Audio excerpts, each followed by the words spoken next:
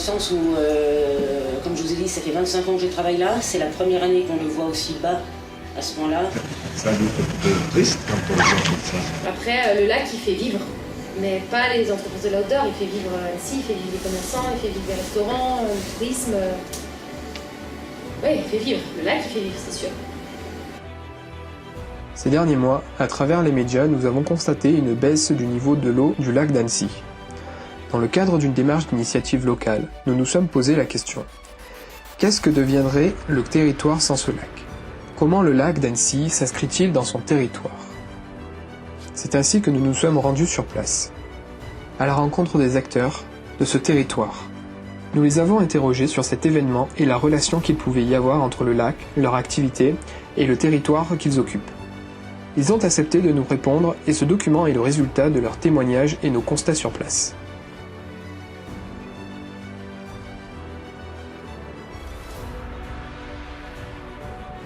L'année dernière, au printemps, l'eau débordait et le paquier avait sa d'eau, on ne voyait plus les pontons. Donc c'est compliqué.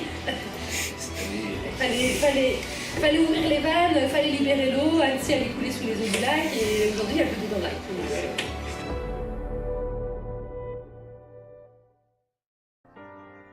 Le lac fait 27 km².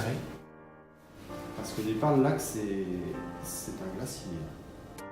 Donc Roc de Cher, c'est ici, hein, c'est en face en fait, on le verra très bien depuis la digue à Cagnes. Bout du lac, c'est ici. Marais de l'Enfer, on est là, c'est aussi une tache verte. Et ici, vous avez le marais de Gier. Et en fait, ces espaces-là, c'est les 4 principaux espaces naturels remarquables, on va dire, sur le tour du lac. Tous ces sites-là, ils sont référencés, c'est des sites Natura 2000, donc qui ont été reconnus par l'Europe comme ayant une vraie valeur au niveau environnemental. On est ici en face de roselières lacustres.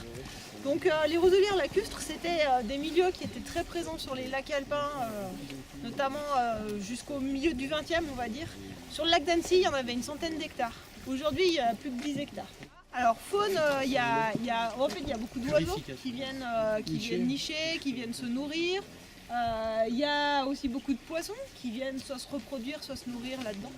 Épuration de l'eau, effectivement, en fait les roselières elles sont assez fortes pour capter nitrate, phosphate et puis même métaux lourds, hydrocarbures, voilà, c'est un peu un rôle de filtre quoi. Donc là le concept c'est de faire en fait des rampes en enrochement qui ont des pentes qui permettent aux poissons de remonter. On peut se poser la question du prélèvement en eau potable dans des situations où on a un niveau du lac qui a tendance à baisser. Parce que tout ce que tu prends, c'est ce que tu ne vas pas relarguer dans le milieu naturel à l'aval. On a quand même une chute énorme des débits des sources là sur tout le secteur. Et puis voilà, on a un pompage sur le lac, c'est bon, on ne va pas épuiser le lac avec l'alimentation en eau potable. Mais on sent la tension, alors que je veux dire, il y a 5 ans ou 10 ans, on pouvait se dire la Haute-Savoie, c'est bon, c'est un château d'eau, on n'aura jamais de problème d'eau. Là, on touche du doigt le changement climatique. Le SILA, ça va regrouper 5 intercommunalités. En gros, ça veut dire que le SILA, il est gestionnaire de l'incinérateur des déchets du coin. Donc les Comcom, elles ont pour le boulot de collecter les déchets, de les trier, mais après, l'incinération, c'est le SILA. Tout ce qu'on arrive à préserver maintenant, notamment à travers le foncier, mais pas que, est un atout pour demain. Et après, il y a aussi la dimension de cheminement et d'accessibilité au niveau du lac. Pour l'accessibilité à tous, c'est un des objectifs, avec aussi une partie du lac qui n'est plus accessible à tous les publics, parce qu'il y a une grosse partie qui est privatisée. Bon, donc là aussi, comment trouver le cheminement et ça aussi, c'est une des actions du Conservatoire du littoral, en lien aussi avec le SILA. Le lac appartient à l'État, c'est un lac domanial. Voilà. Donc c'est le cas d'autres lacs alpins, hein. Par exemple le lac du Bourget ou le lac Léman, c'est des lacs qui appartiennent à l'État.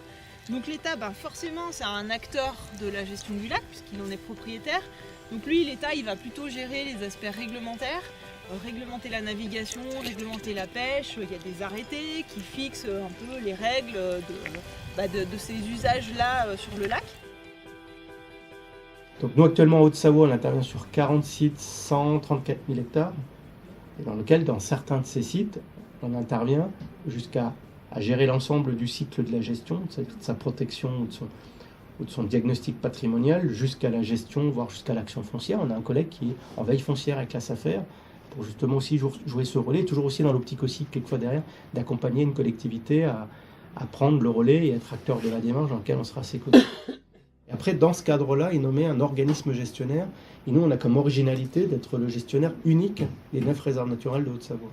Et dans ce cadre-là, on a des missions qui nous sont dédiées. Notamment, c'est dans ce cadre-là qu'on assure une mission de surveillance et de police.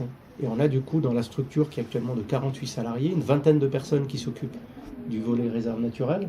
Dans ces 20 réserves naturelles, une dizaine de personnes qui sont agents commissionnés de l'État et donc du coup qui a une mission de police.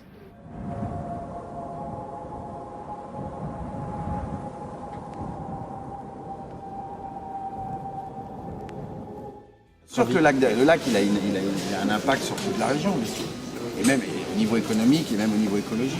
Oui, c'est évident que nous, sur le marché, c'est évident que s'il n'y a pas de touristes, il y a moins de monde sur le marché.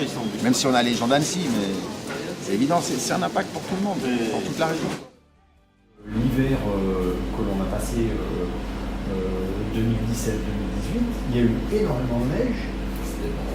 On a eu un hiver exceptionnel avec de la neige, mais on n'a pu savoir qu'en faire. On a eu de la pluie au printemps, mais vraiment de la pluie, bon, c'était du bonheur. Il pleuvait tous les jours. Le lac n'a jamais été aussi haut et on n'est pas capable de garder la flotte. C'est dingue. Qu'est-ce qui se passerait si le lac tombait à sec, qu'il n'y avait plus d'eau dans le lac? Ça serait une catastrophe écologique et économique absolument totale pour tout le monde, quoi. D'un point de vue économique, le manque d'eau, on ne peut pas vivre sans doute. Déjà, il y aurait pour les habitations, pour la distribution d'eau potable. Le lac est un réservoir d'eau potable pour tous les pourtours du lac. Donc on ne pourrait plus alimenter les habitations. Donc ça serait un gros problème. Et puis après, d'un point de vue économique, donc nous, on n'aurait plus d'activité, mais pas que nous. Il y a des pêcheurs professionnels, il y a des loueurs de pédalos, il y a on est quand même nombreux à vivre du lac. Moi, ça m'inquiète dans le sens où, comme je vous ai dit, ça fait 25 ans que je travaille là. C'est la première année qu'on le voit aussi bas à ce point-là. En sachant que depuis 15 ans, depuis la canicule de 2003, tous les ans on a une baisse du lac. Pas aussi conséquente que cette année, mais il y a toujours une baisse du lac. Et c'est des choses qui, dans les années 90, on n'avait pas. Le lac, dont l'activité fluctue au gré des saisons, fait partie de son territoire dans un ensemble et ne constitue pas un tout à lui tout seul. Il est plus ou moins intimement lié à ses habitants et participe à un équilibre écologique, économique et social à une échelle locale. Aujourd'hui, son identité s'inscrit dans un nouveau projet de mise en commun avec d'autres grands lacs de France.